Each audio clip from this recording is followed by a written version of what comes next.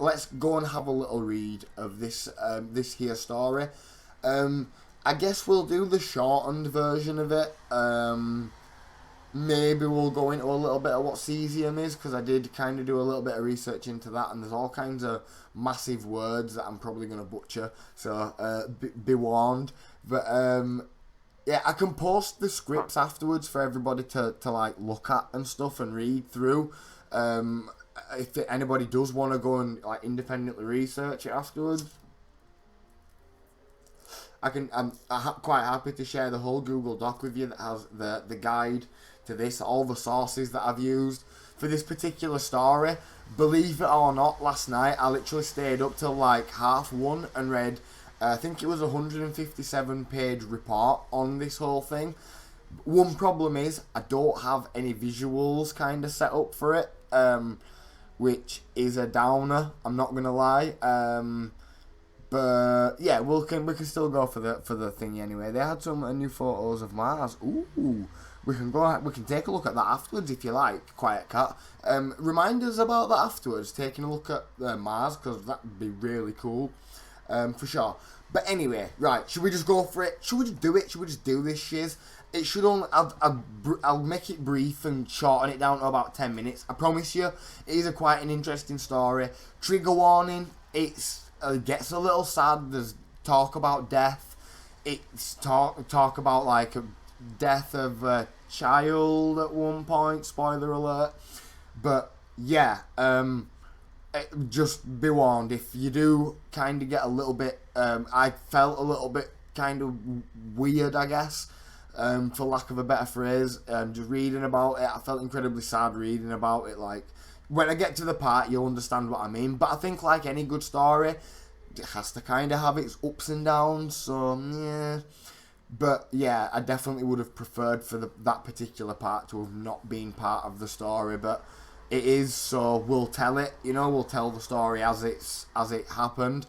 So anyway, it's 1985, and insert something that was going on in 1985. I don't know about that. And we are in the beautiful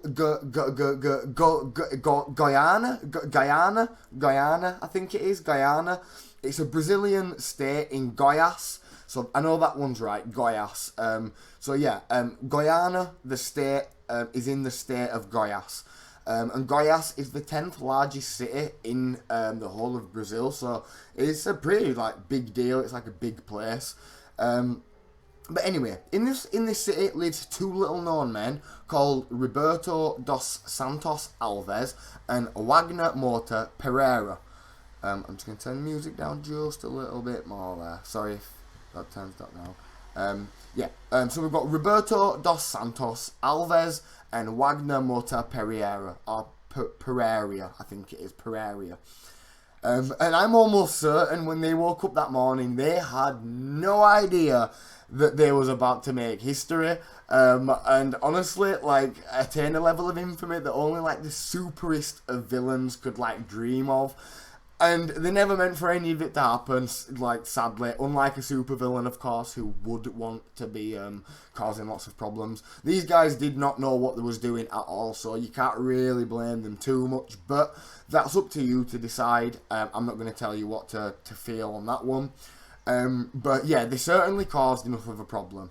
So this is where we have to talk a little bit about like the place where they're going to find this thing that's causing all the fuss in the first place. And it's called the Institute Goiano de Radioterapia, Radioterapia, I think. Instituto Gianio de Radioterapia. I butchered that. But basically, it's kind of like a treatment for like cancer and stuff that uses like radiotherapy and stuff, and it's a private radiotherapy institute. So it's in Guyana, and it basically moved its to a new premises, leaving behind a cesium-137 based telepathy unit that had been purchased in 1977. We will come back to explain this in a little bit more detail a little bit later on. But remember that cesium-137 based telepathy unit. That's the thing that we're going to be kind of talking about. But the fate of the abandoned site was ultimately disputed in court between the IGR and the Society of St. Vincent de Paul, the then owner of the premises. So, on October the 11th, 1986, the Court of Goiás stated that it had knowledge of the abandoned radioactive material in the building, so they knew that it was there. And this was 4 months before that, on May the 4th, 1987. I think that's Sura Taniguchi, then the director of the Institute of Insurance for Civil Servants, used police force to prevent one of the owners of IGR, the place that we're talking about, the company, the one that I couldn't pronounce at the start. And so they used basically force, they called the police to stop them removing what was left behind. It was then warned, he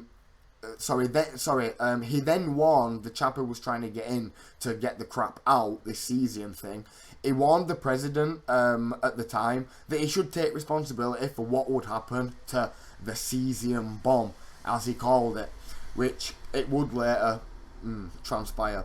So the court posted a security guard to protect the hazardous equipment. The hazardous abandoned equipment, mind you. So at this point, the site is abandoned, and the owners of IGR have done one. Meanwhile, though the same company, IGR, wrote several letters to the National Nuclear Energy Commission, warning them about the danger of keeping the telepathy unit at an abandoned site, but they could not remove it themselves because a court order prevented them to do so. It's not entirely sure why this dispute was going on in the first place. Like I say, I literally read the full report from the government, a 157-page report, and I don't know why the hell there was ever a dispute anyway, and why they didn't just let these people get rid of it. I guess the government just didn't want them messing around with it or something. It obviously was a big deal. But anyway, it's clear from researching this story that had this dispute been settled and the thing had just been removed and properly dealt with, there might not have been a story to tell and lives would have been spared, and that's tragic, really. Like that whole dreaded bureaucratic red tape, it's really a story of that more than anything, I guess. But nonetheless, in this now abandoned hospital, there was some kind of equipment / machinery left behind that could be very dangerous if handled incorrectly. But of course, there was a guard there at all times, so nothing would go wrong, of course. Right? On September the 13th, 1987, the guard was absent for unknown reasons. And I mean, I have trawled the report. There is no explanation to why on earth this guard was absent. It didn't want that. It were not supposed to be there or some shit. They don't mention it at all. But again, had this guy been there, it'd have just been alright. Anyway, and this is when our heroes, supervillains from the start of the story, Roberto dos Santos Alves and Wagner Mota Pereira, illegally entered the partially demolished facility with the hopes of finding some scrap metal kind of thing. So basically, they're trying to go find something of value. So after rummaging around for a while, they stumble upon the telepathy unit and began to dismantle it. They eventually found and placed the source assembly, which they thought might have had some scrap value. And there's a whole diagram and stuff for what the source assembly is, but it kind of just seems like literally like a little steel kind of thing. It'll have been really heavy, which will have been the reason why that it will have been of note to them. You know, scrap is you get paid on the weight of the scrap. So if it was a valuable metal, for example, and it was that heavy, it wouldn't be worth loads. These guys possibly thought that it were a lump of copper that weighed a flipping half a ton, and that's literally worth over here £1,500. So I kind of get it. I've done scrapping before myself, so I understand the appeal there. Although you should never illegally enter anywhere, and especially not start messing with a telepathy unit. But nonetheless, they began dismantling the equipment down further. 6 seconds.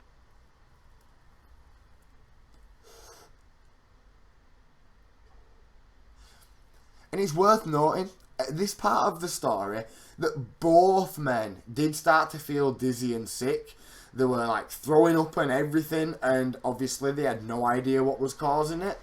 On the 15th of September, so 2 days after, it's actually noted that Pereira visited the doctors and was basically told to go home and rest, as it was likely something that he'd eaten. So just to point out, this is nothing actually wrong that the doctor did. There's no way that he could have like spotted that. With the info that he had, it was probably the best advice.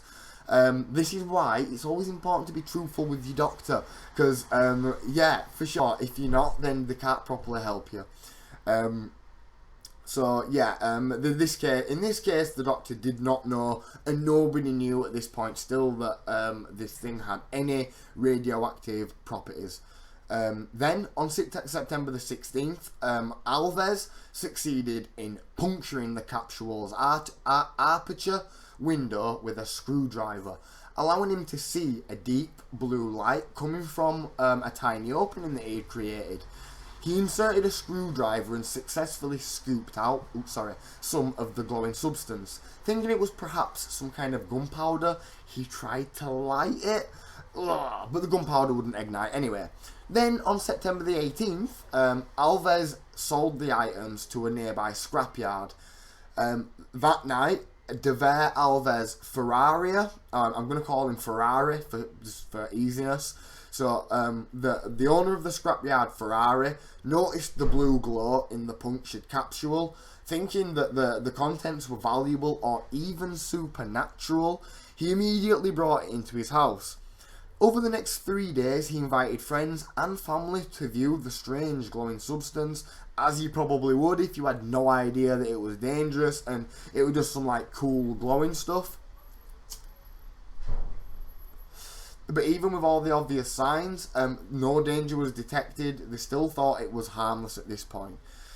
So on September the 21st, at the scrapyard, one of Ferrari's friends actually freed several rice-sized grains of the glowing material from the capsule using a screwdriver. Ferrari then began to share that around with various friends and family members as kind of like a memento. That same day, his wife, Gabriella Ferrari, began to fall ill. On September the 25th, Ferrari sold the scrap metal to a second scrapyard, so now it went to somewhere else. So, at this point, there's like loads of other people are starting to get sick too. All these people have obviously been coming to see this thing. Friends and family have started to look. Some people have taken it away and probably showed it to other people. So it's like real spreaded. Nobody knows what it is at this point and has no idea that. What's this story? Quick synapse. We are basically talking about a Brazilian radioactive spill that happened back in the 80s, where basically two guys illegally entered an abandoned facility, stumbled upon a cesium-137 telepathy unit. Long story about that, we went into that a little earlier, but they stumbled upon this unit, dismantled it for scrap, took it home, sold it to a scrapyard. The scrap man, the owner of the scrapyard, then started to look further at this capsule with this cool glowing blue stuff in it, called cesium. Had no idea. Loads of people were starting to get sick. People were showing each other it, handling it around. And yeah, that's kind of where we're at right now. So, one of the most tragic parts of this story, mind you, is the day before the sale to the second scrapyard on September the 24th. The brother of the owner of the scrapyard successfully scraped out some additional dust of the source and took it to his house a short distance away. There, he spread some of it out on his concrete floor, and his 6-year-old daughter, I can't quite pronounce her name, I'm just going to call her Lydia, later sadly ate an egg that kind of had some of it on. She was also fascinated by the blue glow of the powder, applying it to her body and showing it off to her mother. And yeah, dust from the powder fell on an egg that she ate, and my heart genuinely bleeds for that kind of part of the story. But we're going to come back to that anyway. But it was actually Gabriella, the wife of the first scrapyard owner, Ferrari's wife, that had noticed that all these people had started to get not just sick but severely ill, like all at the same time kind of thing. On September the 28th, 1987, 15 days after this item was found, she reclaimed some of the materials, or the material, from the rival scrapyard that also sold it to the second scrapyard, and transported it to a hospital. Because the remains of the source were kept in a plastic bag at this point, the level of contamination was kept low from then, but it's still, that's what it said in the report at least, and on Wikipedia, but I mean, it's literally impossible to know how many people were still messing about with it. But in the morning of September the 29th, a visiting medical physicist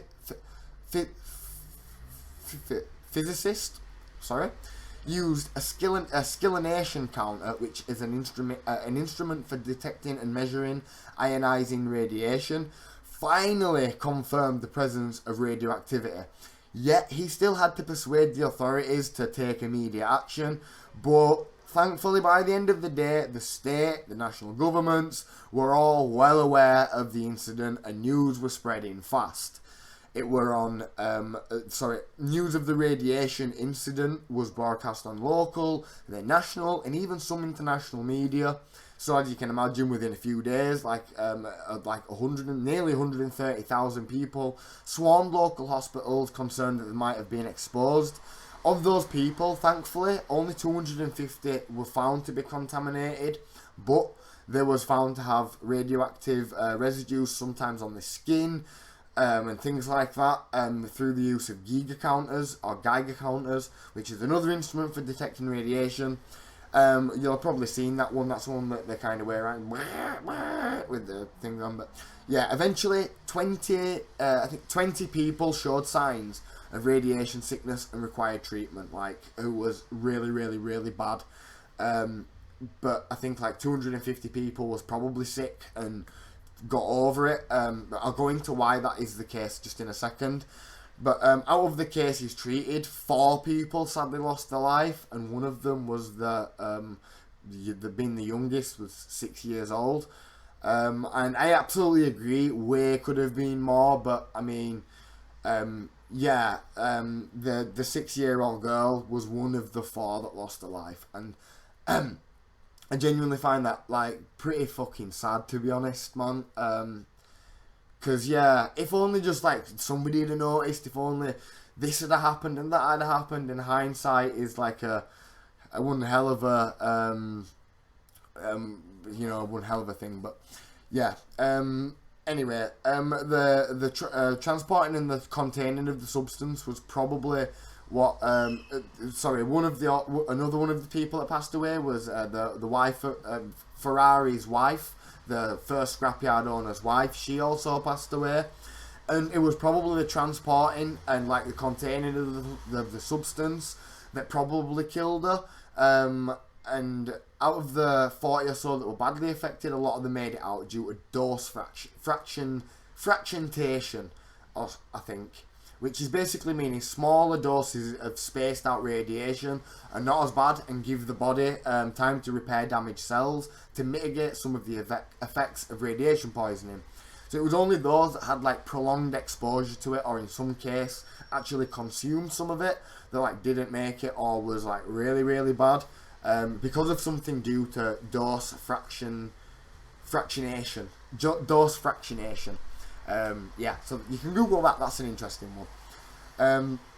So anyway, before we get into like the chemistry and stuff, there were like a huge cleanup effort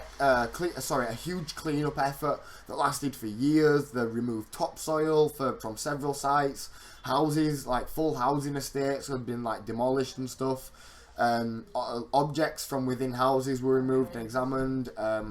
Those that were found to be like radioactive were wrapped in plastic bags and disposed of. A quick side note, in industry, the choice between decontaminating or disposing object is based solely on the economic value of the object and the ease of decontamination. So yeah, In this case, the IAEA recognised that to reduce the psychological impact of the event, greater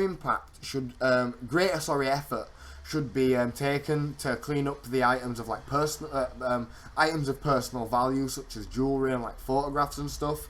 But it's not actually clear in the report that what follow-ups was done and what procedures was done, but you can look and check that for yourself. That's on page 94 of the IAEA report, which again I've got the link for, and I can source that for you at the end if you want to go take a read of that. It is kind of interesting, to be honest. So I've purposely not told you what the cesium bomb thing is, but now is the part where I'm going to actually talk about that stuff. So if you're ready for that, let's kind of try dive into this. This was a little bit of a rabbit hole for myself. I'm not a chemist, or I don't know chemistry, but I think these are still like quite interesting places to at least jump off from and go and research for yourself. So identifying the actual device was tough because they couldn't find the actual serial number, but it was thought that the cesium bomb thing, or the telepathy unit in general, was made in the US at Oak Ridge National Laboratory, which is actually the largest science and energy national laboratory in the Department of Energy Systems and American Multi-Program Science and Technology National Laboratory. So it's like the largest of that in the world, which is a flipping mouthful. But yeah, it's funded by the Department of Energy anyway, but yeah, that's in Brazil. And it was basically used as like a radiation source for radiation therapy at the hospital. So we do know though what the actual radioactive substance is. And in a small capsule, so this is like the actual capsule, it contained about 93 grams of highly radioactive cesium chloride, which is a cesium salt, encased in like a shielding canister made of like lead and steel. So that's what they was puncturing and trying to like get into, and this salt is what they'd like basically got out of it. So, cesium chloride is an inorganic compound, and in chemistry, an inorganic compound is typically a compound that lacks carbon-hydrogen bonds. That kind of is it. That is a compound that is not an organic compound, so that's the distinction. However, the distinction is not clearly defined, so that's a whole nother subfield. The study of inorganic compounds is called inorganic chemistry, if you would like to ask Professor Google about it yourself. Quite interesting. But wait, there is a little bit more.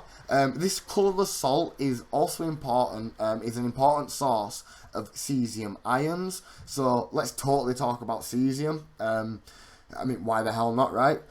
So, I mean, it's a chemical element, so it's on the periodic table, which means it's kind of important to some extent, with the chemical symbol of C and then lower s, and an atomic number of 55. It is a soft, silvery golden alkali metal with a melting point of 28.5 degrees Celsius, 83.5 Fahrenheit. So it's only one of 5 metals that are like at liquid at or near room temperature, which is pretty cool. One of 5 that does that. Pretty cool. Cesium has physical and chemical properties similar to those of rubidium and potassium. It's also the most reactive of all the metals. It's pyrophoric. And I mean, this is literally in the script. Ain't that just a cool word? And it just means that it can ignite spontaneously when exposed to the air. So, pyrophoric, check that out. That's your word of the day. I've actually got a word of the day at the end for you. So anyway, that's not the word of the day. But yeah, pyrophoric. And it also reacts with water even at minus 116 degrees Celsius. So this shit is super reactive. Cesium is, however, the least electronegative element though. Electronegativity is the tendency of an atom to attract shared electrons with a value of 0.79 on the Pauling scale. And the Pauling scale is a whole another rabbit hole, but go Google the Pauling scale, because that shit is really interesting. Anyway, the German chemist, and I'm going to butcher this probably, but Robert Bunsen and physicist Gustav Kirchhoff discovered cesium in 1860 by the, at the time, newly developed method of flame spectroscopy. Gosh, that's a good one. Spectroscopy. Gosh, that's a hard one. But anyway, it's now called atomic emission spectroscopy. I can't say that one, that's a tough one. Or AES, which is what somebody like myself would call it for short. But it's a method of chemical analysis that uses the intensity of light emitted from a flame, plasma, arc, or spark at a particular wavelength to determine the quantity of an element in a sample. The first small-scale applications for cesium were as a getter. Now, a getter in chemistry is a deposit of radioactive material that is placed inside a vacuum system. Vacuum systems are just like, kind of, you might have seen them, like kind of glass bottle sort of thing. But yeah, for the purpose of completing and maintaining the vacuum. So cesium was kind of a thing that was needed for maintaining vacuums. When gas molecules strike the getter material, they combine with it chemically or by absorption. Thus, the getter removes small amounts of gas from the evacuated space. The getter is usually a coating applied to the surface within the evacuated chamber. So yeah, that's pretty cool, right? In 1967, we're back to recent times, acting on Einstein's proof that the speed of light is the most constant dimension in the universe, the International Systems of Units use two specific wave counts from an emission spectrum of cesium-133 to codifine the second. Then cesium has been to codify the second and the meter. Since then, cesium has been wisely used in highly accurate atomic clocks. So you've got cesium to thank for every single second. And ain't that cool? So cesium, literally, like, let me read that out again. Acting on Einstein's proof that the speed of light is the most constant dimension in the universe, the International Systems of Units use two specific counts from an emission spectrum of cesium-133 to codify the second and then the meter. Since then, cesium has widely been used in highly accurate atomic clocks. So you've got cesium to thank for every second. Okay, so I know we went a little chem class there, and I'm sorry if that was a little boring or a little hard to follow. My apologies, but I love reading about that shit. It was really fun for me to read and to document it all, and definitely to try and read it out to you all, and I hope that was followable. I hope it was legible and some kind of entertaining for you. Hopefully, I hope you enjoyed that story. The real story was obviously the radioactive spill. Rest in peace to all those people that did lose their life and that was affected by that. If I was like a huge influence